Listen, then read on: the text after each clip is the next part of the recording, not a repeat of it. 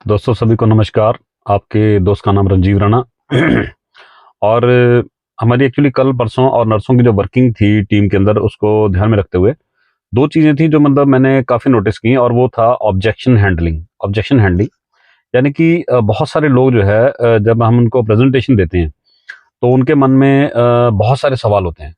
और कई बार जो है हमारा जो साथ नया व्यक्ति भी जुड़ा होता है, जिसको जुड़े हुए 2-4 दिन, 5 दिन, या 1 घंटा, या 10 दिन, या 20 दिन होते हैं, जो पूरी तरह से अभी मैच्योर नहीं हो पाता इस बिजनेस के अंदर। तो वो उसको लगता है कि लोग सवाल पता नहीं क्यों पूछ रहे हैं। लेकिन जब वो खुद आया था तो वो भी सवाल पूछ कर आया था, ये बात वो भूल जाता है। तो इस बात को जरूर समझना है कि जब कोई नया बंदा किसी भी चीज को सुनता है, चाहे वो कोई भी चीज हो, उसके मन में सवाल तो होते हैं, क्योंकि प्राकृतिक जीव है ना हम प्राकृतिक जीव हैं हम लोग। अ, अगर मेरे मन में सवाल कोई आ रहा है तो जो नया बंदा सुनेगा उसके मन में भी आएगा। तो हम लोग कुदरती चीज है कि ऐसा क्यों हो रहा है, ये क्यों हो रहा है, इसका क्या जवाब होना चाहिए, ये ऐसा ही क्यों है, अगर ये ऐसा हो जाता तो, अगर वैसा हो जाता तो सामने वाले बंदे के मन में जो प्रश्न होते ही हैं, उसके ऑब्जेक्शंस होते हैं कि इसका क्या चल रहा है। तो किसी का सवाल पूछने का मतलब ये नहीं है कि वो नेगेटिव है। बात को समझिएगा। किसी व्यक्ति ने कोई सवाल रखा है तो आप यदि उसका यथाचित उत्तर देते हैं, आप यानी कि उसका आप उसके क्वेश्चन के अकॉर्डिंग यदि आप आंसर देने में समर्थ हैं और सक्षम हैं, तो सामने वाला व्यक्ति आपके साथ जुड़ जाएगा, उसको कोई दिक्कत नहीं है। लेकिन यदि आपके खुद के क्वेश्चन अभी सॉर्ट आउट नहीं है, और आप उम्मीद कर रहे हैं कि मेरी टीम में आए कोई व्यक्ति और वो अपने क्वेश्चन खुद ही हैंडल करे और अपने लोगों को खुद हैंडल करे और सबके क्वेश्चन हैंडल करता रहे और मैं कुछ भी ना करूं, तो दोस्तों ऐसा नहीं हो सकता। ऐसा नहीं हो सकता, क्योंकि ये होगा ही नहीं।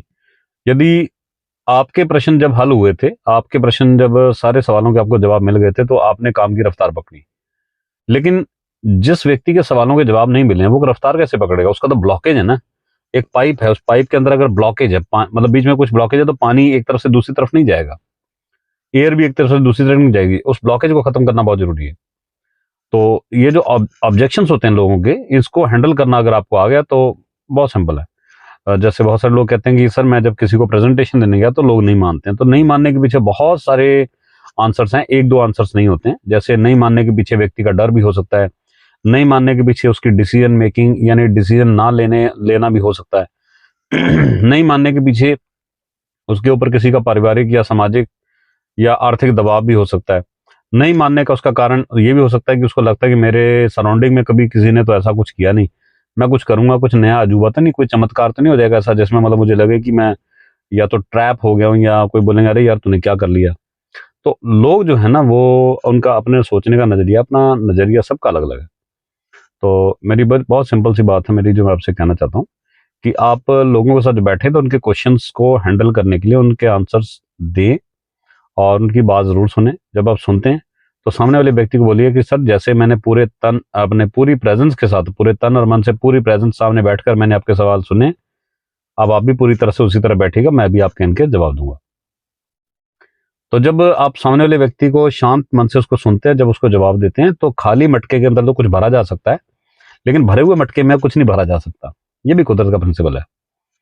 किसी व्यक्ति का मन यदि खाली है तो आप उसमें कुछ डालेंगे तो ऑब्वियस सी बात है कि वो स्वीकार करेगा, वो स्वीकार कर लेगा। और अगर वो ऑलरेडी भरा हुआ है तो फिर आप कुछ डालेंगे तो वो नहीं नहीं जाएगा। तो सामने वाले व्यक्ति की पहले आप बात सुने। जब आप उसने अपना क्वेश्चन रखा कि मुझे लगता है कि मैं ये नहीं कर पाऊंगा, मेरे मन में बहुत सारी भ्रांतियां हैं, या मुझे लगता है कि अभी अगर मैं कुछ लोगों से बातचीत कर लेता, इस विषय में जानकारी ले लेता। और ये बोल कौन रहा है? जिसको पता ही नहीं कि मेरी जानकारी क्या है और इस विषय की जानकारी क्या है। तो विषय की जानकारी तो विषय का पारंगत व्यक्ति जो है वही दे सकता है। तो जो अपने सब्जेक्ट में एक्सपर्ट है वो जानकारी देगा।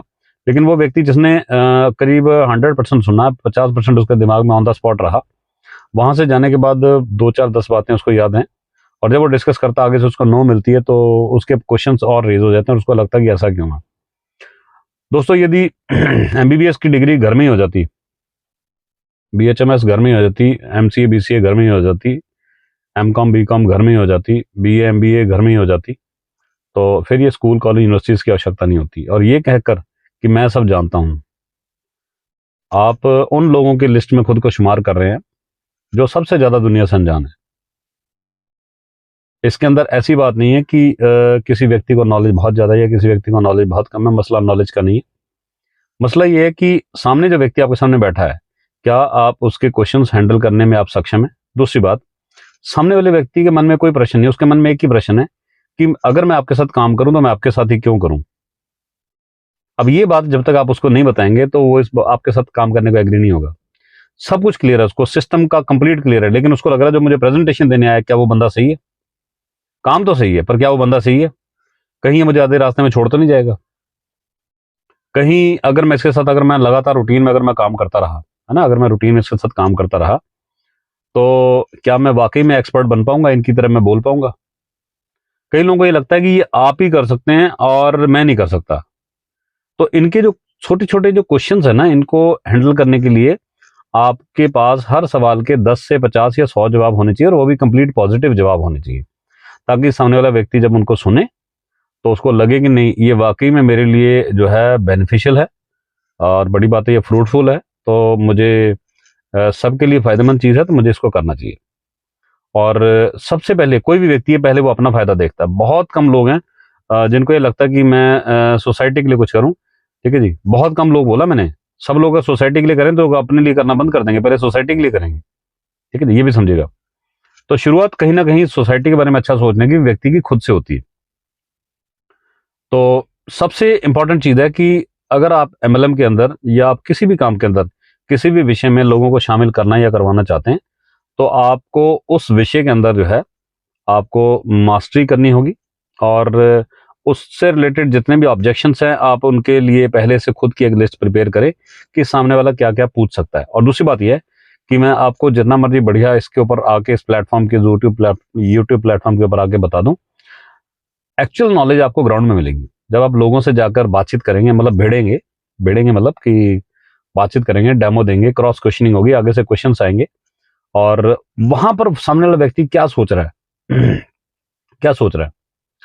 कई बार लोग मुझसे मिलते हैं तो लोग मुझे कहते हैं, सर मुझे ज्यादा कुछ नहीं है, आपने मुझे बोला तो मैं शुरू करूंगा, लेकिन आप मेरे पास पैसे पूरे करवा दीजिए जितने मैंने लगाए हैं। तो दरअसल वो जो है वो डायरेक्टली इनडायरेक्टली कुछ कहने की कोशिश कर रहा होता है,